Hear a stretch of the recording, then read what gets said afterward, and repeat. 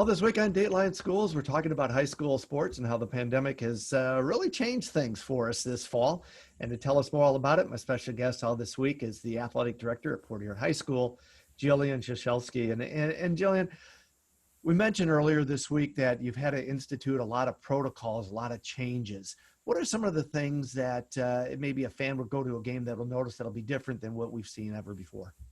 Yeah, definitely, Terry. So our student athletes, before any practice, they are pre-screened. So they will have their temperature scanned. They'll be asked the basic questions as far as if they, have any health concerns at that time, sore throat, cough.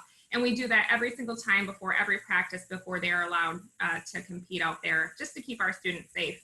A spectator could expect with the new executive order, our athletes are restricted to 2 guests per, competition.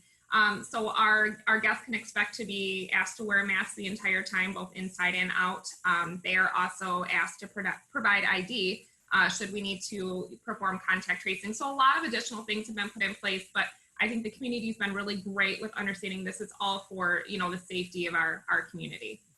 Has the Michigan High School Athletic Association also given you some guidelines and changes, even as simple as handling the game ball or, any of those kind of things too?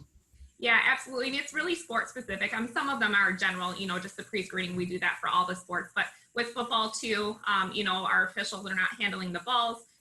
Just a lot of sanitization of the game equipment too, in between, frequent sanitization. We have sanitizing stations when people come in. So just really a lot of additional safety practices have been put in place.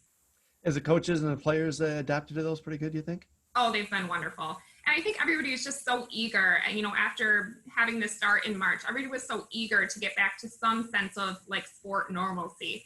And so they were just willing to do whatever it took to be back out on the fields and the courts, but also be safe. So they've done a wonderful job. I couldn't ask, for any better. We'll be back with more tomorrow for Dateline Schools. I'm Terry Herring.